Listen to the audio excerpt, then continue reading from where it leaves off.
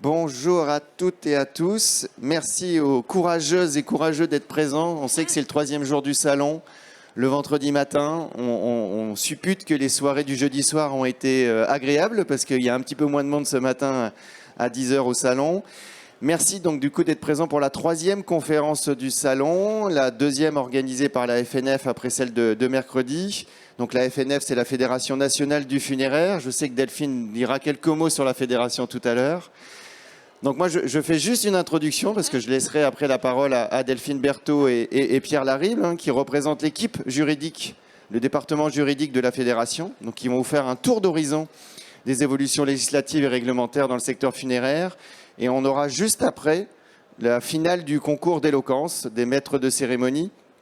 Parce qu'on a encore souhaité, on l'avait déjà fait il y a 2 ans, le premier concours d'éloquence, et on fait une 2e étape cette année, parce qu'on a souhaité mettre en avant le métier de maître de cérémonie, ce métier si important pour les familles dans l'accompagnement des pompes funèbres, et ce qu'on a encore souhaité mettre en avant. Donc on verra tout à l'heure cette finale dans à peu près 1 heure à la suite de la conférence. Alors juste un petit mot, je sais que ça va lui faire plaisir. Pierre, pour ceux qui ne le savent pas, c'est le dernier salon pour Pierre, parce que Pierre, malheureusement pour nous et pour les adhérents, et heureusement pour lui, partira au mois de mars pour une superbe retraite, après une 20aine d'années au service de la profession et des adhérents. Donc on tenait à le remercier aujourd'hui, et c'est pour ça qu'on a proposé ce tour d'horizon des évolutions législatives. Donc merci Pierre. Merci pour tout ce que tu as fait pour la fédération. On aura l'occasion pour les adhérents d'en reparler. On fera l'applaudissement juste après. Et voilà. Mais je tenais pour ce salon, parce que je sais que ça sera ton dernier salon, tu reviendras en tant qu'invité, bien entendu par la fédération. Peut-être quand tu pourras peut-être monter sur scène, si tu es d'accord, pour nous refaire une petite explication juridique comme tu les aimes. Donc voilà. Donc on peut passer aux applaudissements parce que je pense que Pierre le mérite. Et pour le petit clin d'œil, il y a une vraie passation aujourd'hui, parce que Delphine donc Berthaud, qui nous a rejoint il y a 1 an et demi, un peu plus maintenant. 2 ans. 2 ans. Effectivement, on avait anticipé, parce qu'on ne remplace pas comme ça du jour au lendemain Pierre. Donc on avait anticipé depuis 2 ans l'arrivée de Delphine, qui en plus a amené toute une compétence sociale que nous n'avions pas forcément à la fédération. Donc voilà, donc Delphine et Pierre vont co-animer ce tour d'horizon. Il y a une présentation de 3 quarts d'heure, et puis bien sûr le jeu des questions-réponses. Je suis sûr que vous avez tous des sujets à soumettre à Pierre et Delphine, des sujets du quotidien, des problématiques du quotidien.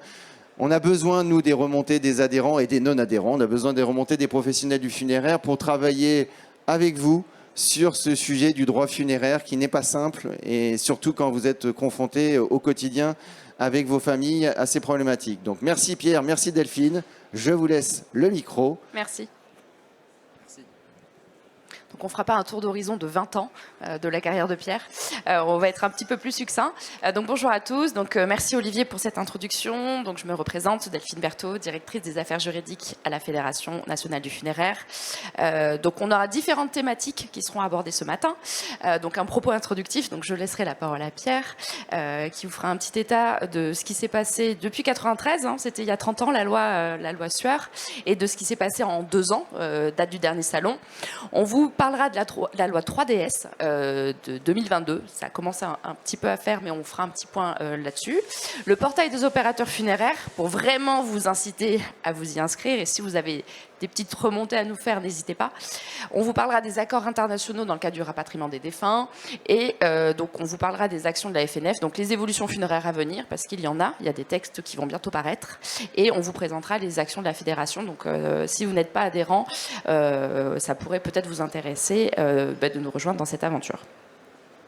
Pierre, je te laisse la parole. Oui. Alors, très rapidement, c'est vrai que tout ce qui est réglementaire législatif, il y a eu des choses qui ont pas mal changé. 1993, vous connaissez tous, cette loi qui a modifié de façon conséquente l'organisation des services funéraires. 15 ans plus tard, une loi aussi importante consacrée aux funéraires, la loi de 2008, qui a apporté pas mal d'évolutions, en particulier sur tout ce qui concerne les cendres, la destination des cendres, compte tenu du développement de la crémation à partir des années 90. Il y a eu aussi de nombreuses évolutions réglementaires, en 2011 en particulier, puisque c'est ce qui a remplacé des autorisations par des déclarations préalables, ce qui a facilité la vie des opérateurs funéraires, donc pas mal de textes sous ce temps-ci. Alors, on ne va pas rentrer dans le détail parce que ce serait trop long. La FNF, en tout cas, a régulièrement informé et continue d'informer ses adhérents quand il y a des changements, des évolutions réglementaires. Et aujourd'hui, on va vous présenter des évolutions qui, depuis le salon de 2021, il y a eu des choses qui sont passées en 2 ans. Donc c'est le point qu'on va faire, et moi j'insisterai plus particulièrement sur 2 points importants, le POF et les rapatriements. Les accords internationaux. Donc la loi 3DS du 21 février 2022, loi un petit peu barbare, donc relative à la différenciation, décentralisation et déconcentration. C'est une loi de simplification de l'action publique locale, et c'est par ce biais qu'on a introduit des dispositions funéraires. Donc on a certains articles de cette loi qui sont venus modifier notre Bible, qui est le Code général des collectivités territoriales, et ces évolutions ont impacté les activités des opérateurs funéraires, mais également donc on a des dispositions qui sont relatives aux cimetières et aux mairies dans le cadre des renouvellements. Alors, c'est des dispositions qui ont été introduites donc suite à l'apparition du rapport du défenseur des droits sur toute l'activité liée aux cimetières et aux reprises de concessions. Ils ont vu qu'il y avait certains petits bugs. Ils sont passés par cette loi pour introduire de nouvelles dispositions. Donc, dans le cadre de renouvellement des concessions, donc, on a une obligation pour les communes d'informer par tout moyen, donc c'est cette évolution de par tout moyen, d'informer le concessionnaire et ses ayants droit du droit de renouvellement des concessions à terme. Donc, à terme, donc, on a les temporaires, les durées qui sont fixées par les mairies, où on a les 30 ans et les 50 ans. Les procédures de constat d'abandon, donc on a une réduction de la durée qui est passée de 3 à 1 an entre 2 constats d'abandon, ce qui fait que les choses traînent beaucoup moins. Et une actualisation des devis déposés en mairie. Donc les devis déposés en mairie par les opérateurs funéraires doivent être actualisés tous les 3 ans. Donc ça, c'est une nouvelle disposition. Et à compter du 1er juillet 2022, donc ça fait un petit peu plus d'1 an, dans les communes de plus de 5000 habitants, avec un dépôt des devis sur les sites internet. Donc là, c'est aux mairies de dématérialiser en fait le dépôt des devis des opérateurs funéraires. Mince, pardon. Des dispositions relatives aux opérateurs funéraires, donc le retrait d'habilitation en cas de cessation d'activité. Donc on a un préfet qui peut mettre fin à l'habilitation d'une entreprise funéraire si celle-ci cesse d'exercer les prestations pour lesquelles elle avait demandé l'habilitation. Ça paraît plutôt normal. Et quelque chose qu'on a poussé au niveau de la fédération, c'est la commande du transfert de corps avant mise en bière vers une chambre funéraire. Donc un décès qui serait intervenu à domicile, la nuit, le dimanche et les jours fériés. Donc ça, c'est pas tout le temps, c'est vraiment bien cadré. Donc l'opérateur funéraire qui serait sollicité donc par ce nom barbare, la PAQPPF, la personne qui a qualité pour pouvoir aux funérailles. Je le rappelle, ce n'est pas forcément la famille. Donc la PAQPPF peut conclure au domicile une commande pour les prestations de transport de corps avant mise en bière et l'admission de corps en chambre funéraire. Donc on est sur une temporalité dimanche, jour férié et la nuit pour ce déplacement au domicile, mais uniquement pour les transports de corps avant mise en bière et l'admission en chambre funéraire. C'est important parce que avant, si on allait pour un transport de corps, pour un décès à domicile, faire signer la demande d'admission à domicile, on pouvait être accusé de démarchage. Je vous rappelle que le démarchage est interdit. Donc là, ça nous donne un petit peu cette souplesse et de pouvoir répondre aux familles qui ont cette souffrance d'avoir le corps à la maison. Là, je peux faire signer ces documents commerciaux pour l'admission en chambre funéraire, pour le transport. À domicile, je ne risque pas, les dimanches, jours fériés et horaires de nuit, oui. Je ne risque pas d'être accusé de démarchage. Tout à fait. On a des dispositions relatives au crématorium, donc ce qu'on appelle les déchets métalliques qui sont issus de la crémation. Donc ces déchets ne sont pas assimilés à des cendres et doivent faire l'objet d'un traitement approprié. Ça veut dire que la famille ne peut pas les réclamer à l'issue de la crémation. Ça, c'est aussi quelque chose qu'on a porté au niveau de la fédération. Et les revenus de la valorisation de ces déchets doivent être inscrits dans les recettes du fonctionnement du crématorium. Et ça ne peut servir qu'au financement des frais d'obsèques des personnes qui sont dépourvues de ressources ou à faire un don à une association d'intérêt général ou à une fondation reconnue d'utilité publique. Donc on a une obligation d'affichage dans les crématoriums et ça doit aussi figurer sur les documents contractuels de l'opérateur funéraire en cas de commande d'une crémation. le dépotage, ce qu'on appelle le dépotage. Donc, c'est une disposition nouvelle qui a été introduite par la loi 3DS. Donc, c'est en cas de rapatriement d'un défunt depuis un pays étranger, donc dans un cercueil hermétique, sur la possibilité, en cas de crémation en France, donc d'autoriser le transfert du corps d'un cercueil hermétique à un cercueil 5 pour permettre la crémation. Attention, pour opérer cela, le défunt ne doit pas être atteint d'une maladie contagieuse. Donc, on a un décret, on ne rentre pas dans les détails, mais on a un décret du mois d'août 2022 qui est venu préciser les modalités de cette opération. Donc, la compétence du maire où le dépotage se fait, ça se fait dans une chambre funéraire. Donc, le décret a encadré certaines de ces dispositions. Je vais laisser la parole à Pierre qui va parler du POF. Oui, le portail des opérateurs funéraires. Alors, c'est quelque chose dont vous avez déjà peut-être entendu parler. Ça fait un moment qu'on en parle. En fait, c'est suite à l'épisode de la canicule de 2003. Les pouvoirs publics se sont rendus compte qu'ils n'avaient pas de données chiffrées rapides sur le nombre de décès. Et rappelez-vous, le ministre de la Santé qui dit « Ah ben non, pas de souci, il n'y a pas de problème », alors qu'effectivement, les décès étaient extrêmement nombreux. Donc suite à ça, les pouvoirs publics ont dit que ce serait bien qu'on puisse dématérialiser ces certificats de décès remplis par les médecins pour avoir des remontées rapides auprès des pouvoirs publics. Il y a une première étape qui a été faite sur le volet médical du certificat de décès, qui est assez simple. Pour le volet administratif qui nous concerne dans nos activités funéraires, il faudra attendre un peu plus longtemps, puisque c'est une procédure qui a été mise en test en 2016 dans 6 communes, qui devait se généraliser à compter du printemps 2020. Dans le moment où le Covid est arrivé, il y a eu des choses qui ont un petit peu traîné, mais c'est effectif depuis février 2022. L'article R22 13 1 2 du CGCT prévoit que les médecins devront prioriser l'utilisation de cette plateforme et du coup, les opérateurs funéraires, comme il n'y a plus de certificat papier, doivent récupérer le volet administratif sur le POF, ce fameux portail des opérateurs funéraires. Donc comment ça fonctionne? Et ça, c'est important. Ça met du temps à se généraliser, donc vous êtes peut-être dans une région où les médecins ne l'utilisent pas encore. Je vous invite à tester, à aller regarder comment ça marche, parce que quand ce sera vraiment généralisé, si vous êtes déjà familiarisé avec cette étape et cet outil, ben vous pourrez continuer d'être efficace. Donc le principe, le médecin renseigne le certificat de décès de façon dématérialisée via une plateforme qui s'appelle CertDécès, qui est accessible uniquement aux médecins qui s'identifient. Donc il remplit ce document. Le volet médical du certificat de décès est automatiquement envoyé sur le site de l'INVS et de l'INSEE, donc tout ce qui concerne les données médicales, auxquelles on n'a pas accès normalement, puisque c'est la partie cachetée du certificat papier. Et les informations qui sont sur le volet administratif sont transmises directement aux mairies, sur le site des mairies, et sur le POF. Donc normalement, les mairies, quand elles sont équipées, parce que là aussi, c'est pas homogène sur le territoire français, ont directement ce document-là. Vous n'avez pas à leur fournir puisqu'elles l'ont. Et si vous avez besoin, vous, de vérifier s'il y a un problème médico-légal, s'il y a une maladie qui s'opposerait à un transport, vous devez télécharger ce document sur le POF. Donc je vais vous montrer un petit peu comment ça fonctionne et de façon très pragmatique sur les diapositives suivantes. Voilà à quoi ça ressemble. Vous vous connectez sur ce site du POF.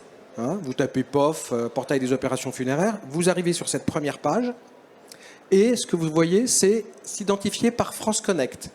Il faut savoir que la personne physique, l'individu qui va se connecter, doit s'identifier en tant que personne physique. Et ça, c'est le système France Connect qui le permet. Une fois que je me suis identifié, je dois identifier l'entreprise pour laquelle je travaille, plus précisément l'établissement pour lequel je travaille. Donc, je vais renseigner le numéro d'établissement d'habilitation et le numéro SIRET.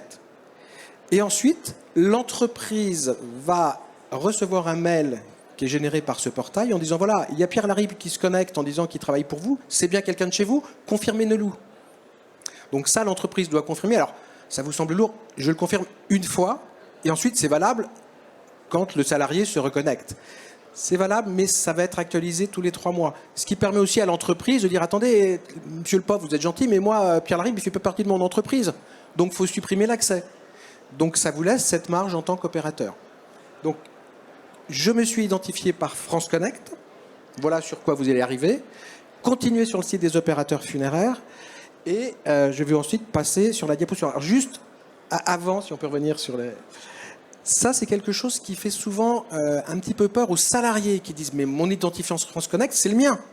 Donc là, mon patron, il va voir, attention, l'identifiant France Connect, on ne sait pas encore trop ce que c'est, mais ça commence à s'utiliser pour aller sur des sites institutionnels, les impôts, Amélie, etc. Mais France Connect, c'est simplement comme si je montrais ma carte d'identité. C'est bien moi. Ça s'arrête là.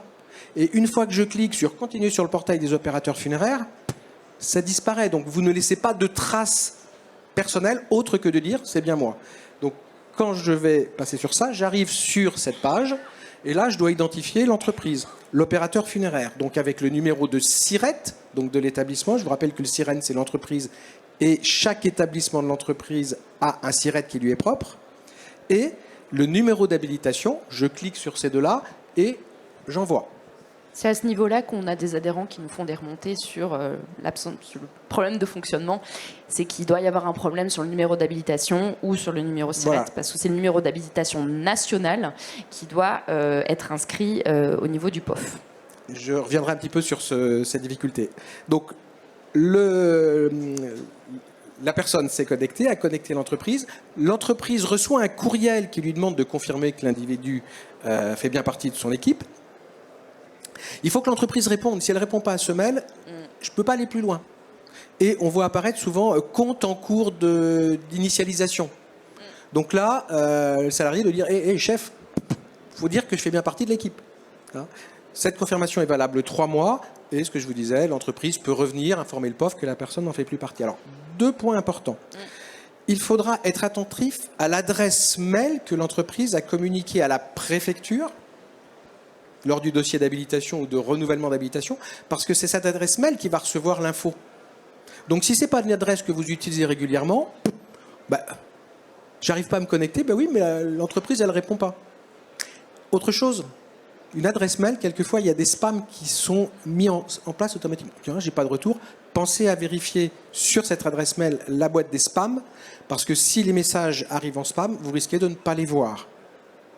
D'où l'importance de tester ça, même si vous n'avez pas de certificat dématérialisé actuellement, testez-le tant que vous n'y êtes pas confronté pour débugger tous ces petits soucis.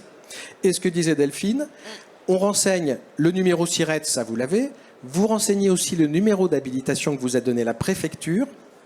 Or, les préfectures donnent un numéro d'habilitation qui est sur l'arrêté que vous recevez, mais la préfecture qui renseigne le ROF, répertoire des opérateurs funéraires, a pu donner sur le ROF un numéro qui est un petit peu différent du numéro qui figure sur l'arrêté départemental, mais le ROF, lui, connaît que le numéro que lui a donné la préfecture. Donc si vous rentrez le numéro d'habilitation et que ça n'avance toujours pas, c'est peut-être que le numéro que vous avez utilisé n'est pas le numéro que la préfecture a transmis au répertoire des opérateurs funéraires. Dans ce cas-là, il faut vérifier auprès de la préfecture quel est le numéro d'habilitation que vous a transféré au ROF concernant mon établissement. Normalement, ça permet de débugger et de pouvoir passer à cette étape. Et à ce moment-là, on arrive à ce qui nous intéresse, c'est le volet qui permet de rechercher le volet administratif du certificat de décès. Donc là, j'ai accès à tous les certificats de décès qui ont été faits par le médecin. Ces volets administratifs sont disponibles pendant 1 mois. Mais j'habite à Dunkerque, je pourrais aller voir les certificats de décès à Marseille. Ça m'aura d'aucune utilité, mais je pourrais le faire. Donc, comment je fais pour en chercher ? Le médecin, quand il renseigne sur certes décès, le décès, il a un numéro qui est généré automatiquement par la plateforme. Le médecin peut transmettre ce numéro à la famille si c'est un décès à domicile ou par l'hôpital. Vous renseignez le numéro, vous allez tomber sur le certificat de décès. Si vous n'avez pas ce numéro, l'autre option, c'est de renseigner la commune de décès, le code postal. Normalement, c'est des choses que vous avez comme information. La date du décès, éventuellement l'heure du décès, et puis le nom du défunt, le prénom, la date de naissance si vous l'avez, et normalement, vous allez arriver sur le volet administratif. Vous pourriez avoir quelquefois des homonymes. Il y a 2 Gérard Dupont qui sont décédés le même jour. Alors, il faudra faire le tri par la commune. Mais une fois que vous avez accédé au certificat d'essai, vous cliquez sur le document. Vous pouvez le télécharger de façon informatique. Vous pouvez l'imprimer. Et c'est comme si vous aviez le certificat papier. Vous pourrez le transmettre à vos confrères, si vous faites de la sous-traitance. Mais vos confrères qui sont habilités, ils vont pouvoir accéder aussi au POF de la même façon. Donc les transporteurs, les thanatopracteurs vont pouvoir y accéder. Les crématoriums qui disent non mais attendez, là moi je veux le certificat d'essai, voir s'il n'y a pas un stimulateur cardiaque. Accède au POF, tu auras toutes les infos. Chose intéressante aussi, le médecin qui remplit certes d'essai, c'est de l'informatique. S'il ne remplit pas une case, ça bloque. Il est donc bien obligé de remplir toutes les cases. Et ça, c'est très pratique pour nous, opérateurs funéraires. Vous avez dû tous, à un moment ou à un autre, être confrontés à un certificat de décès où le médecin n'avait pas coché certaines cases, parce qu'il ne sait pas. Mais ça vous coince. Là, les certificats de décès renseignés par les médecins sont complets obligatoirement. Et effectivement, les téléchargeant, ce sera plus facile. Vous n'aurez pas forcément à aller sur place. Ça peut être quelqu'un qui, dans son bureau, peut le voir. Ça peut être consulté, ce POF, sur un ordinateur, sur une tablette, sur un téléphone. Donc les personnes qui font du transport de corps avant mise en bière, mais ils pourront consulter à condition de s'identifier. Donc à condition que l'entreprise dise bien oui, il fait bien partie de mon équipe, j'envoie le mail qui va bien. Donc voilà le fonctionnement du POF. Et sur le site du POF, la première page qu'on a vue, en bas de page, il y a un petit bandeau bleu dans lequel vous avez des informations complémentaires que je vous invite à consulter. Il y a une foire aux questions et il y a un guide d'utilisation du POF. Regardez-le parce que vous aurez des réponses à ces questions, mais commencez à le tester, même si pour l'instant vous dites bon j'en ai pas besoin, moi mes médecins ils font encore ça à l'ancienne au papier. Allez regarder comment ça se passe. Oui, aujourd'hui, il y a une incitation des médecins à établir des certificats de décès dématérialisés. Ce n'est pas une obligation. Pour autant, à la fin de la foire aux questions, vous avez les coordonnées mail et téléphone de l'administration centrale si vous avez une problématique. Le plus généralement, c'est soit l'adresse mail, soit le numéro d'habilitation qui ne correspond pas, comme Pierre l'a dit.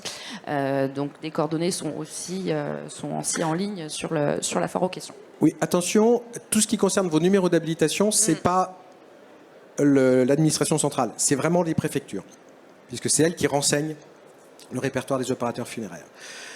Autre chose, donc ce répertoire, ce ROF des opérations funéraires, qui sont renseignées par les préfectures lorsqu'elles habilitent ou qu'elles réhabilitent des entreprises, ce répertoire, il est à la main du ministère, mais il n'est pas accessible au public ni aux opérateurs funéraires. Par contre, ce qui est accessible au public et aussi aux opérateurs funéraires, c'est l'annuaire des opérateurs funéraires habilités, l'AOFH, que vous pouvez consulter, ce qui permet normalement aux particuliers qui cherchent une entreprise ou des entreprises funéraires de consulter cet annuaire. Donc, il définit une localisation, éventuellement des activités de services funéraires, une zone de kilométrage, il envoie et on voit apparaître les entreprises. Je vous invite à vérifier que votre entreprise apparaît bien sur cet annuaire ou qu'elle apparaît bien avec les bonnes coordonnées. Ouais. J'ai un adhérent à qui j'ai dit tiens, regarde si tu es sur le POF, sur l'annuaire des opérateurs funéraires habilités. Il consulte, il s'est bien trouvé, sauf qu'il dit mais c'est quoi ça, ce numéro de téléphone? C'est le portable de ma femme. Je sais pas, mais c'est ma femme qui a fait les démarches à la préfecture et effectivement pour suivre les dossiers, elle a donné son numéro. Et la préfecture, ni une ni deux, a renseigné le numéro de téléphone de l'entreprise avec un téléphone privé. Donc, vérifiez que vous y êtes. Parce que si vous n'y êtes pas, préfecture, pourquoi j'y suis pas? Qu'est-ce qui se fait que je n'apparais pas? Et vérifiez que les informations qui concernent votre entreprise sont pertinentes. Sinon, même chose, revenez vers la préfecture pour les réactualiser, les modifier. Donc, n'hésitez pas, soyez curieux, allez-y, même si vous avez l'impression de ne pas être encore concerné par ça. Je vous rappelle que depuis février 2022, l'article du CGCT sur les certificats de décès tend à généraliser le certificat de décès dématérialisé. Le certificat papier ne va pas complètement disparaître. Certains médecins peuvent dire attendez, là, j'ai pas de réseau ni quoi que ce soit. On pourra encore utiliser le certificat papier. Je voudrais voir avec vous maintenant un petit rappel sur les transports de corps entre pays. Il y a un principe général, en l'absence d'accord particulier, c'est pour quitter la France, une autorisation délivrée par le préfet du département du lieu de mise en bière. Il faut ensuite un accord des autorités consulaires du pays de destination, qui peut éventuellement mettre des critères, des exigences complémentaires. Et à ce niveau-là, il n'y a pas d'information sur le cercueil. Il faut que ce soit un cercueil, parce qu'effectivement, on ne fait pas de transport avant mise en bière entre pays, même s'il n'y a que 15 km à parcourir. Dès que je franchis une frontière, même si aujourd'hui elles sont plus contrôlées au niveau européen, je ne peux pas le faire sans cercueil. Je suis obligé de le mettre en cercueil. Il n'y a pas d'indication sur la nature du cercueil. Or, on entend tous parler de cercueil hermétique. Il faut savoir que dès que je fais un transport par avion, la réglementation du transport aérien oblige le cercueil hermétique. Donc c'est presque devenu une seconde nature. Mais on pourrait imaginer que par la route, par exemple, ce ne soit pas obligatoire, ça n'est pas précisé. Ce sera précisé dans les accords internationaux qui ont pu être signés entre différents pays.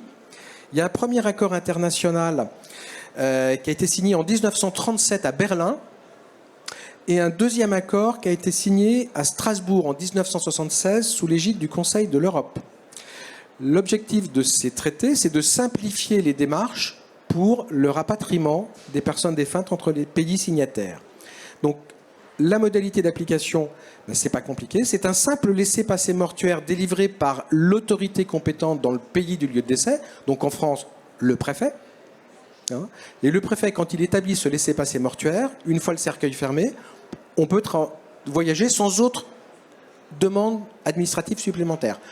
Par contre, on a une contrainte explicite qui est dans l'accord, c'est que le corps doit être dans un cercueil hermétique. Les accords internationaux ne parlent pas des soins. Les soins ne sont pas obligatoires. Ils peuvent être recommandés, conseillés, surtout si vous avez un cercueil à hublot et que c'est mieux qu'à l'arrivée, la famille, à travers le hublot, voit un corps qui soit à peu près présentable. Mais il n'y a aucune obligation dans les accords internationaux de réaliser des soins de conservation. Il y a aussi la possibilité, dans le cadre de ces accords internationaux, que deux pays frontaliers conviennent de quelque chose de spécifique qui assouplit encore les règles. C'est ces accords bilatéraux. Donc on en a deux aujourd'hui. Un premier qui a été signé entre la France et l'Espagne en 2017 et un beaucoup plus récent qui a été signé entre la France et la Belgique. Et la dernière signature a été apposée en avril 2023. Donc c'est un peu nouveau. Et le principe, toujours dans le cadre de l'accord de Strasbourg ou de Berlin, c'est un simple laissez-passer mortuaire. On ne demande pas d'autres documents que le laissez-passer mortuaire.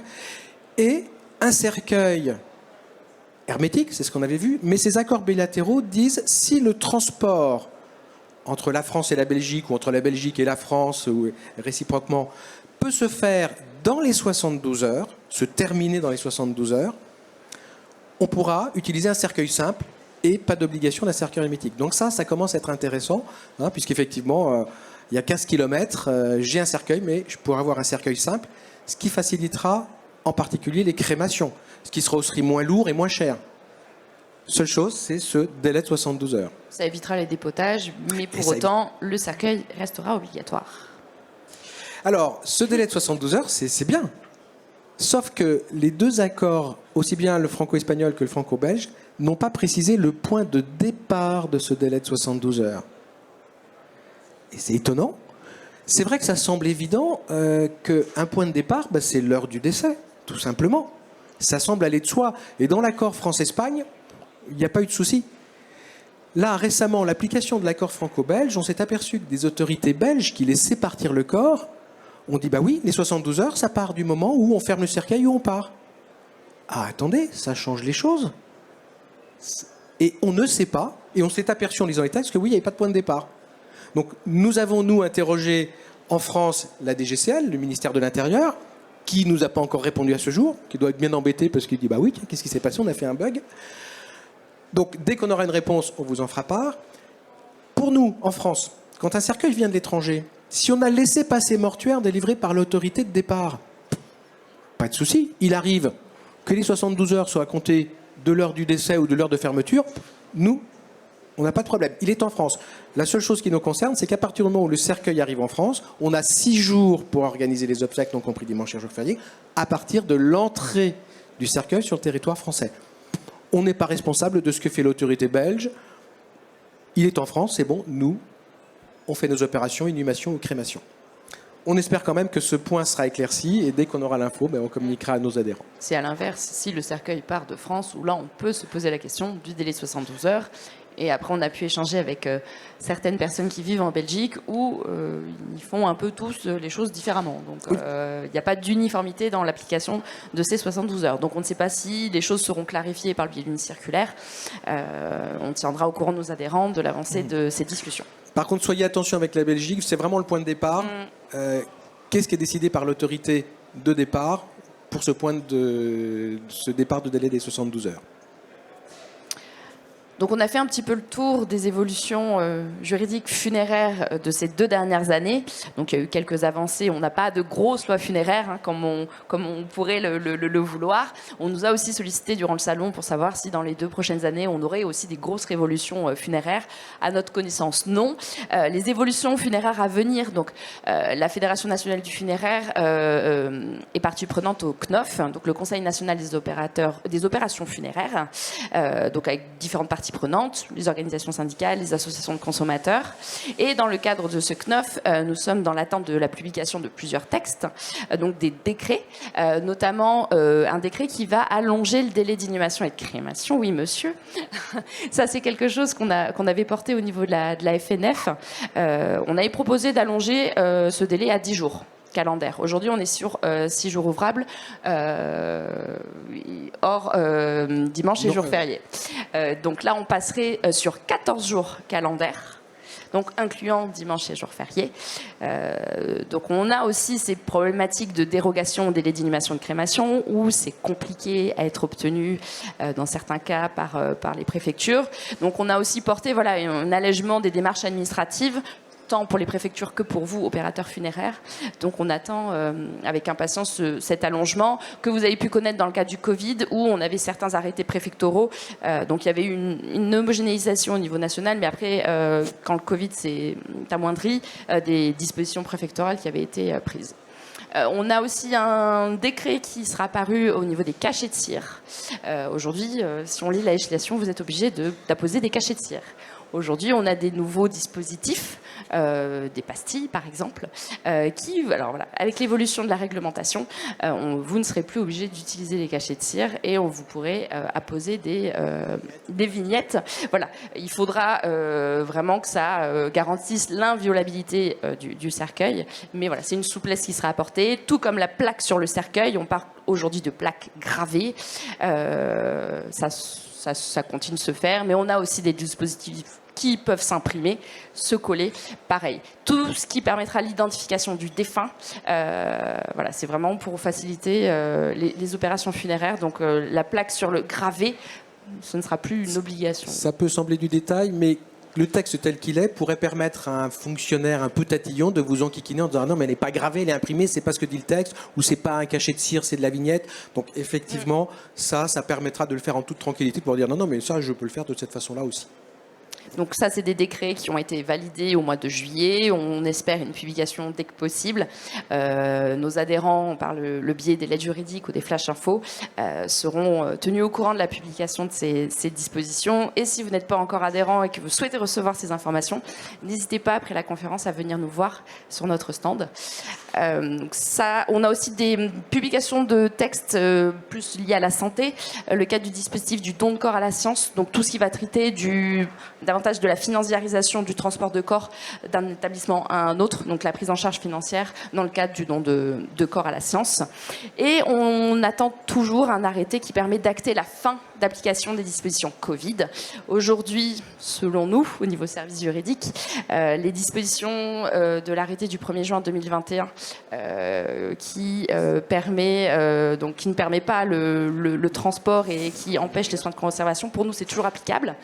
On a un avis du Haut Conseil de la santé publique qui, en gros, dit que le Covid n'est plus aussi virulent qu'avant, que ces dispositions peuvent être levées. Donc c'est vrai qu'on a certains adhérents qui nous sollicitent, qui nous disent on a des hôpitaux qui n'appliquent plus ces dispositions parce que l'avis du Haut Conseil à la santé publique permet de lever ces dispositions réglementairement. Tant que l'arrêté n'est pas paru pour lever ces conditions, on doit rester dans le cadre réglementaire actuel.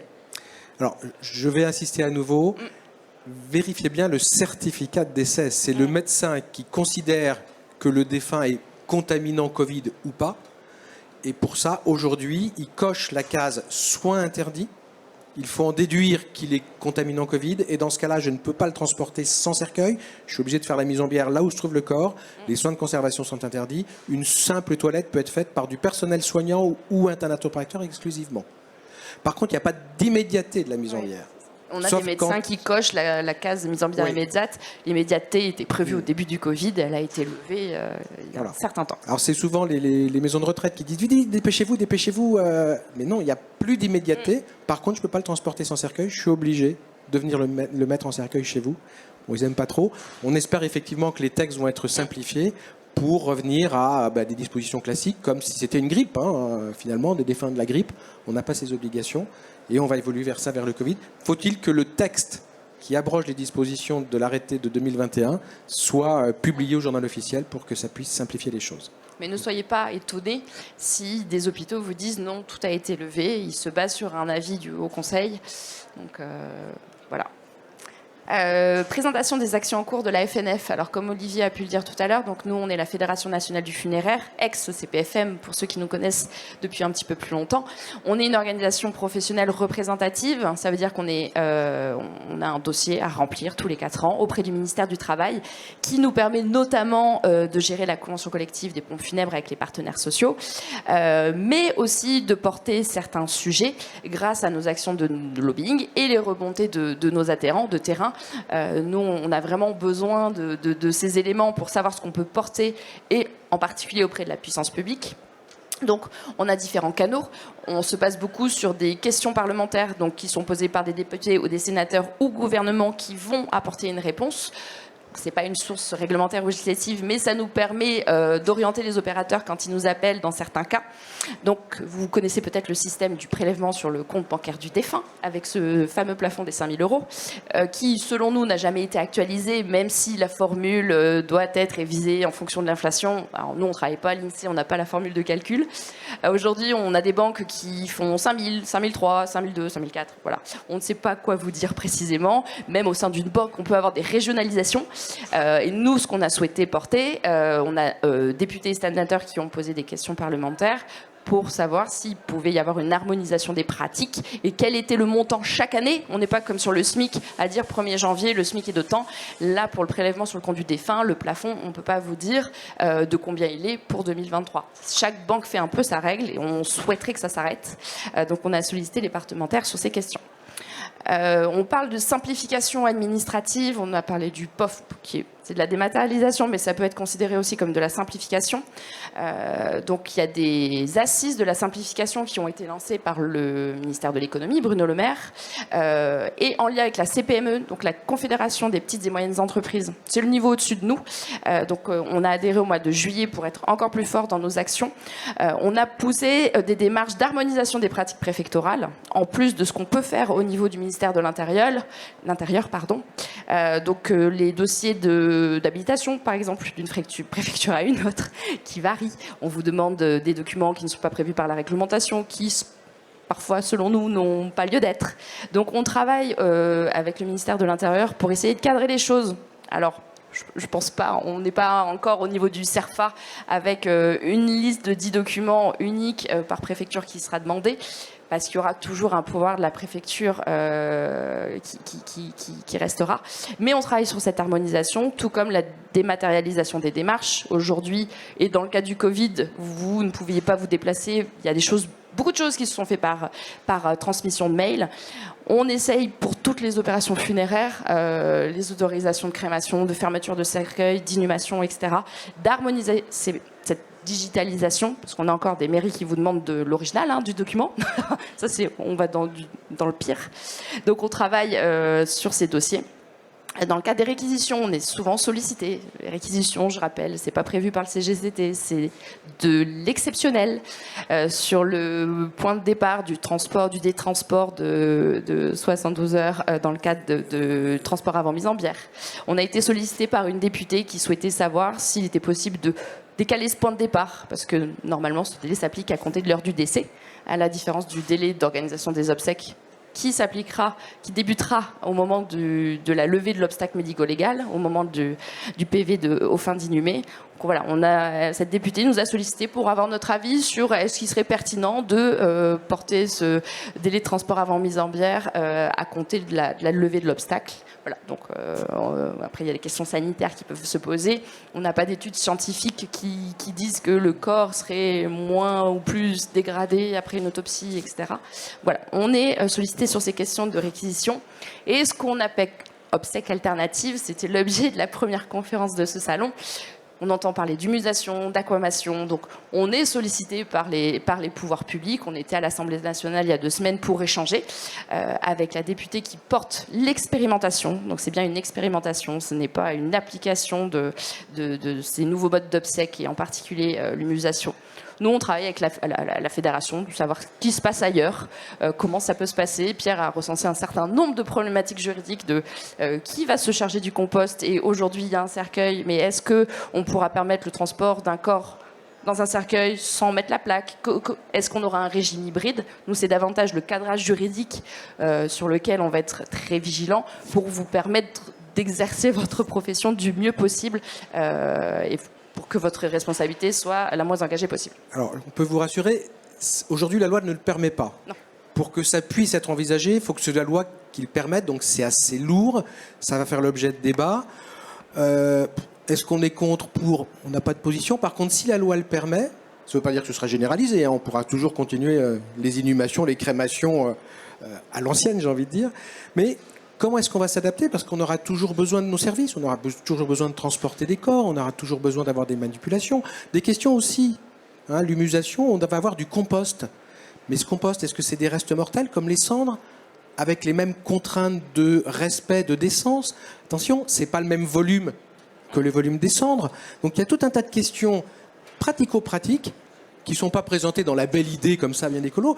Nous, on va travailler en disant, mais oui, mais concrètement, comment on fera? Qu'est-ce qu'on fera? Est-ce qu'il faut qu'on achète des brouettes pour transporter le compost? Où est-ce qu'on pourra le mettre? Est-ce que la famille pourra partager ou pas? Donc il y a plein de questions derrière sur lesquelles on va être très vigilant au niveau de la fédération, hein, de manière à ce que si jamais la loi passe, que les professionnels puissent répondre aux attentes des familles qui choisiront ce mode de sépulture, mais en toute sécurité réglementaire et pratique aussi. Donc voilà, alors pas d'urgence, mais on est en veille.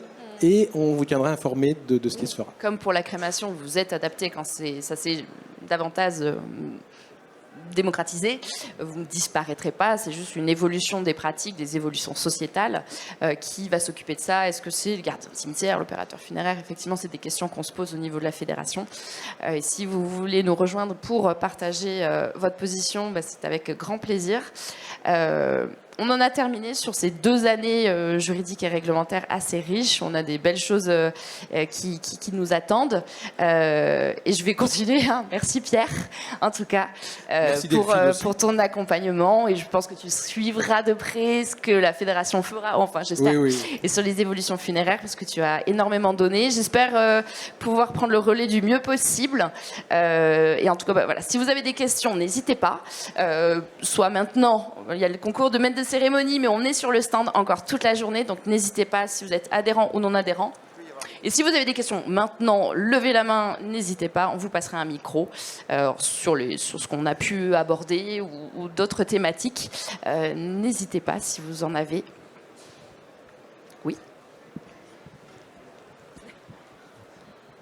Ça va être simple. Sur le transfert interpays, sur les cendres, il n'y a rien qui a changé. Non, sur les cendres, il n'y a rien qui a changé. Si les cendres quittent le territoire français, donc dans une urne, hein, c'est une autorisation délivrée par le préfet, alors du département du lieu de crémation ou du département du lieu de résidence du demandeur, parce que c'est une démarche assez simple. Je vous rappelle qu'il n'y a pas de contrainte sur le transport d'une urne contenant des cendres en France, pas réglementé. Je peux mettre ça dans mon sac à dos, prendre le train, je peux mettre ça sur mon porte-bagages dans le vélo. Et il n'y a rien quand ça part étranger, sauf si je quitte le territoire français, le feu vert du procureur. Pourquoi il y a peu de choses? C'est que les cendres ne présentent pas les risques biologiques comparés à un corps qui va aller en se décomposant. C'est pour ça que c'est relativement souple. Mais si l'urne quitte le territoire français, il faudra que la personne qui transporte l'urne demande l'autorisation au préfet, le même service que le laissez-passer mortuaire des corps. Ça peut être fait par une famille, très simplement. Hein. Alors, en fait, la famille n'est pas obligée de choisir un opérateur funéraire. Elle peut faire la demande d'elle-même auprès de la préfecture? Pour le transport d'une urne à l'étranger, oui, tout à fait.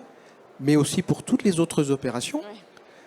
Il faut qu'il y ait un demandeur. C'est jamais un opérateur funéraire. Le demandeur, c'est toujours la PAQ-PPF. Et rien n'interdit à une personne d'aller voir la mairie en disant « je vous demande l'autorisation. Hein, donnez-moi l'autorisation, j'irai la donner au pompe funèbre que j'ai commandé. » Alors, pourquoi c'est nous, Pompes Funèbres, qui le faisons? C'est que la plupart du temps, la famille a un peu autre chose à faire que ces démarches compliquées, elle est sous le choc. Donc, elle nous confie cette mission. Mais toutes les démarches que nous faisons auprès des mairies, on le fait pour le compte du demandeur ou de la demandeuse qui est le client. Donc, on pourrait tout à fait le faire. Ce n'est pas l'usage, mais sur le principe, oui. Est-ce que vous avez d'autres questions? Oui. D'abord, comme on est à l'heure des remerciements, j'aimerais saluer et vous remercier pour l'accompagnement que vous donnez au quotidien. Il y a le salon, mais il y a la vie de tous les jours et à chaque fois vous êtes à nos côtés pour répondre aux questions. Merci. Juste, est-ce que vous avez des informations sur la publication de l'arrêté ou du décret pour que les infirmières puissent constater le décès? On est dans l'attente de... Voilà, on est bloqué beaucoup avec les médecins qui sont de plus en plus absents. Est-ce que vous avez des nouvelles, s'il vous plaît? Oui, sur les 6 régions test. Oui, alors non, les textes ne sont toujours pas parus malheureusement. C'est quelque chose d'intéressant. Vous savez qu'on parle de déserts médicaux, de difficultés pour trouver un médecin pour venir constater le décès. Donc les textes ont été un peu aménagés, peuvent constater le décès maintenant aujourd'hui des médecins qui sont en retraite, volontaires, hein, qui se déclarent, des médecins qui sont en formation. Mais même ça ne suffit pas. Et on s'est dit, mais après tout, pourquoi des infirmiers, des infirmières pourraient ne pas faire les certificats de décès? C'est compliqué parce que c'est une responsabilité. Donc vous avez des infirmiers, infirmières, ils disent, attendez, moi j'en fais assez, je ne veux pas mettre ça dans le sac à dos. Vous avez des infirmiers qui disent, au contraire, si on peut, surtout quand on suit des personnes, on les connaît bien, est-ce qu'on ne pourrait pas le faire? Donc il faut que ce soit cadré. Il y a effectivement un projet d'expérimentation qui est en place. On attend le texte réglementaire qui malheureusement n'est pas paru pour que l'expérimentation puisse se mettre en place. Une fois qu'elle sera en place, ça va durer 1 an. Et ensuite, les pouvoirs publics prendront les décisions. Soit ils prolongent, soit ils s'aperçoivent que c'est trop compliqué, que ça pose trop de problèmes, et ça s'arrêtera. Il faut encore qu'on soit un petit peu patient. Dès que le texte sera paru UGO, n'hésitez pas, on vous claironnera cette information. Justement, quelles sont ces 6 régions test? Tu t'en souviens, Delphine? Hauts-de-France. Je ne sais pas si on n'a pas les Pays de la Loire aussi. Parce que l'Orléanais était prévu, je ne les ai pas en tête. On peut vous les retrouver assez facilement. Après, c'est peut-être des dispositions qui feront l'objet du projet de loi sur la fin de vie, dont on entend souvent parler et pour lequel on a pu rencontrer la ministre de la Santé à ce sujet pour faire davantage le lien entre les professionnels de la fin de vie, donc les médecins, et nous, parce qu'on est souvent oubliés, comme vous le savez. Voilà, je peux reprendre et passer sur le stand et puis on vous les donnera assez facilement. Juste une chose, volontairement, je ne les ai pas retenus pour ne pas vous donner de faux espoirs, parce que vous allez vous dire « Ah, je suis dans la région qui va bien, etc. » Attendez, tant que le texte n'est pas paru, soyez un petit peu prudent. Quand il sera paru, il sera toujours temps de réagir à ce moment-là. Alors, c'est pas Miss France, mais presque. Île-de-France, Auvergne-Rhône-Alpes, Occitanie, Hauts-de-France, Centre-Val de Loire et la Réunion. Et le vainqueur est...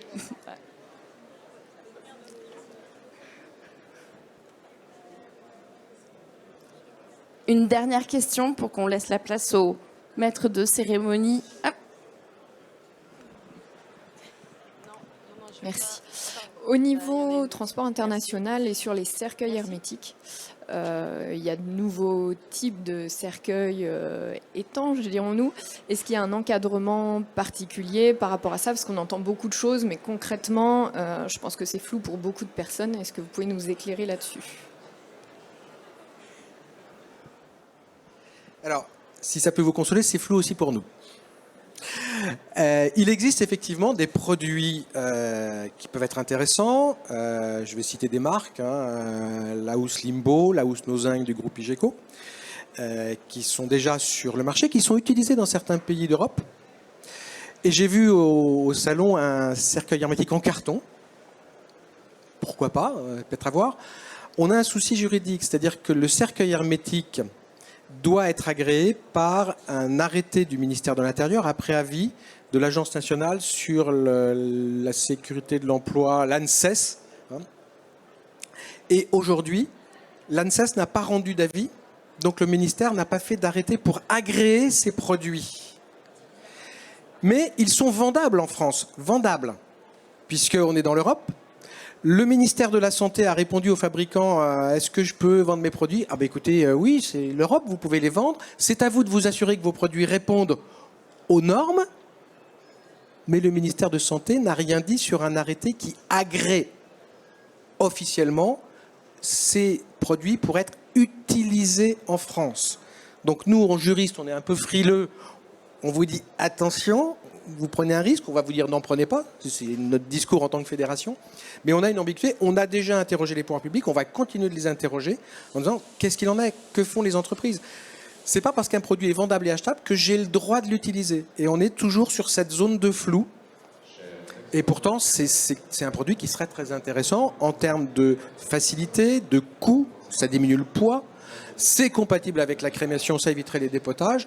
Donc on va continuer, nous, d'interroger la fédération, les pouvoirs publics sur la possibilité d'utiliser ces nouveaux matériaux.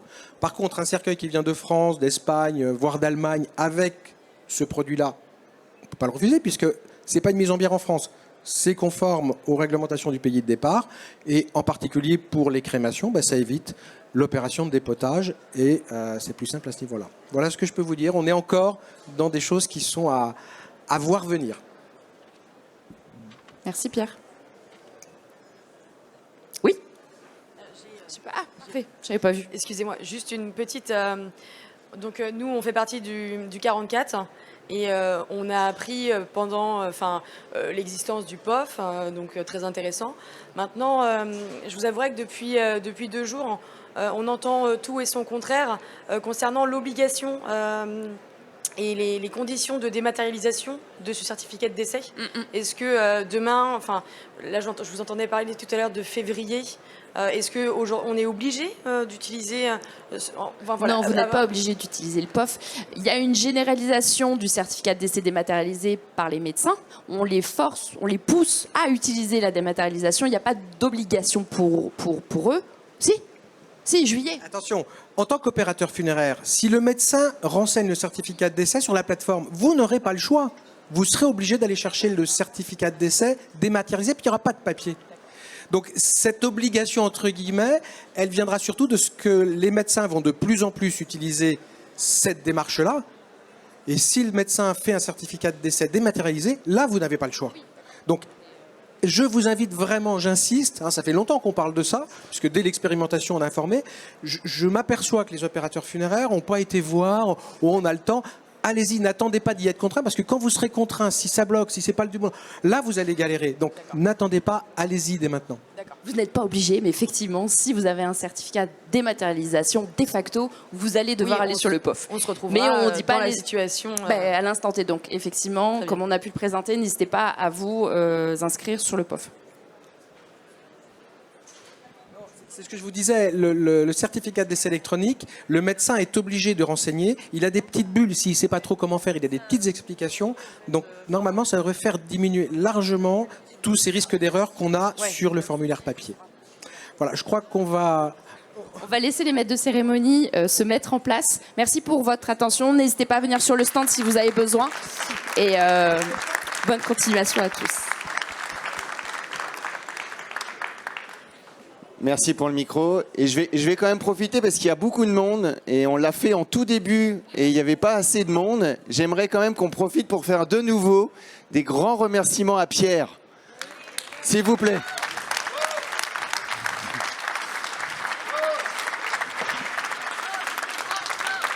Quoi ?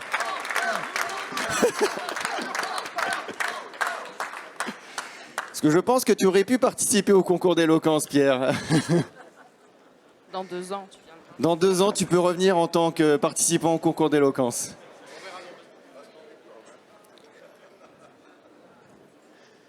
Est-ce qu'à la technique, on peut fermer les écrans parce qu'on n'a plus besoin du tour d'horizon des évolutions ?